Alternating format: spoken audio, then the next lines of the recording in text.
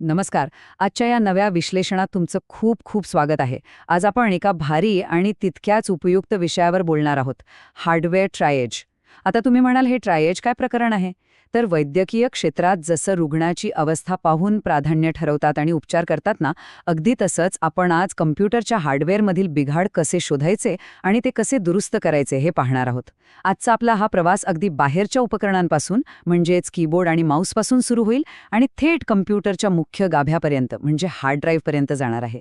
चला तर मग सुरू करूया. पण पुढे जाण्यापूर्वी हे सांगणं खूप महत्त्वाचं आहे की ही सगळी अभ्यासपूर्ण माहिती माइंडस्टिक्स फाउंडेशन ट्रस्टने तयार केली आहे. आता यामागे त्यांचा उद्देश काय आहे? तर तंत्रज्ञानाचा वापर करणाऱ्या आपल्यासारख्या सर्वसामान्य लोकांना सक्षम करणं, डिजिटल साधनांबद्दल शिक्षित करणं आणि रोज येणाऱ्या तांत्रिक अडचणी आत्मविश्वासाने सोडवण्यासाठी तयार करणं. अशी किचकट तांत्रिक माहिती अगदी सोप्या भाषेत आपल्यापर्यंत पोहोचवण्याचं त्यांचं हे काम खरंच कौतुकास्पद आहे. त्यांच्यामुळेच आज आपण हा विषय इतक्या सविस्तरपणे आणि सहज समजून घेऊ शकणार आहोत. बरं, तर आजच्या आपल्या या क्लिनिकच्या अजेंड्यावर नेमके कोणते रुग्ण आहेत ते पटापट पाहूया.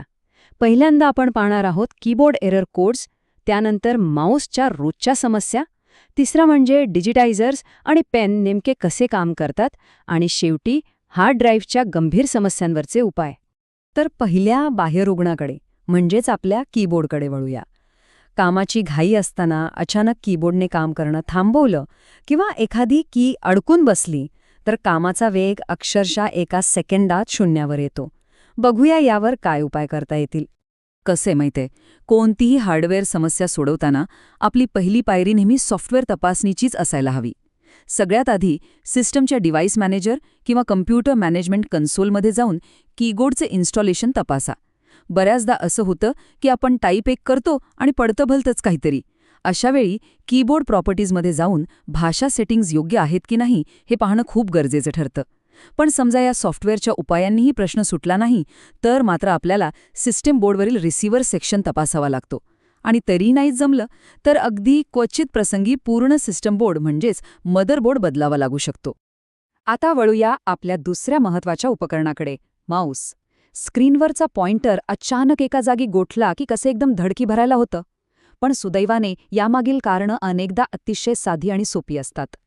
माऊसच्या समस्या आणि त्यांची कारणं यांचा अगदी थेट संबंध असतो. जर माऊस संथ चालत असेल किंवा गोठला असेल तर अनेकदा अपुरी रॅम किंवा बॅकग्राऊंडला चालणारे जड ॲप्स हे त्याचं मुख्य कारण असतं.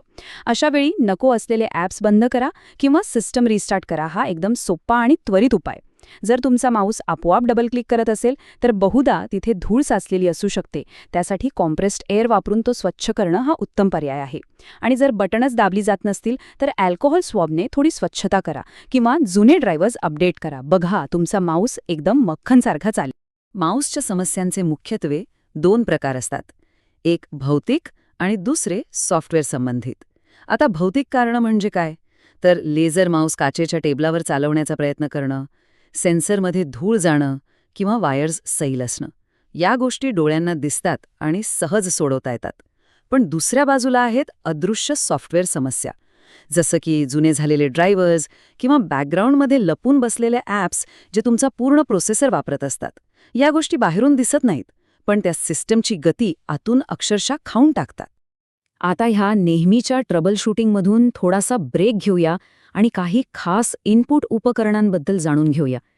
नेहमीचा माऊस आणि कीबोर्ड सोडला तर असे काही विशेषज्ञ उपकरण आहेत जे डिजिटल इनपुटची पूर्ण व्याख्याच बदलून टाकतात.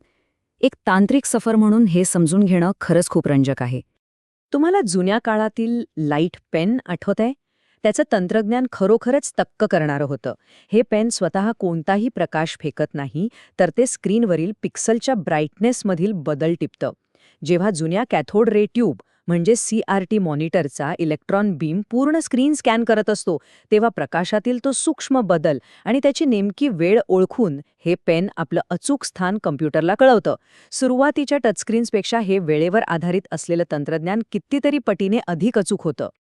आता त्या जुन्या CRT तंत्रज्ञानाची तुलना जर आपण आजच्या आधुनिक डिजिटायझरसोबत केली तर तंत्रज्ञानाने घेतलेली गरुड झेप स्पष्ट दिसते. डिजिटायझर, ज्याला आपण ग्राफिक्स टॅब्लेटही म्हणतो, तो एका सपाट पृष्ठभागाचा आणि स्टायलसचा वापर करून आपल्या रेखाटनांचं थेट डिजिटल डेटामध्ये रूपांतर करतो. आजच्या काळात कलाकार आणि डिझायनर्ससाठी तर हे जणू एक जादूची कांडीच बनलं आहे.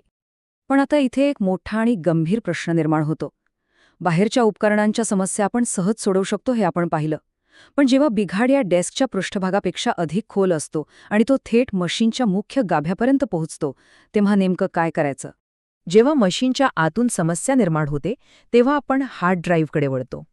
हार्ड ड्राईव्ह नॉट फाउंड असा संदेश स्क्रीनवर आला की कोणालाही घाम फुटेल.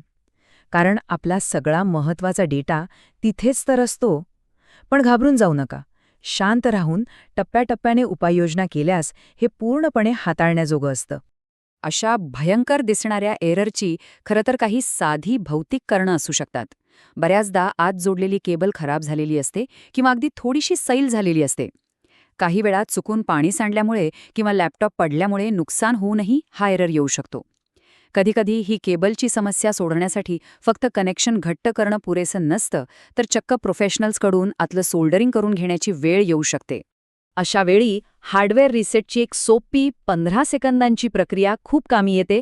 ती कशी करायची ते पहा. सगळ्यात आधी सिस्टम पूर्णपणे बंद करून पॉवर कॉर्ड काढून टाकायची. मग जोडलेली सगळी बाह्य उपकरणं काढून वेगळी करायची.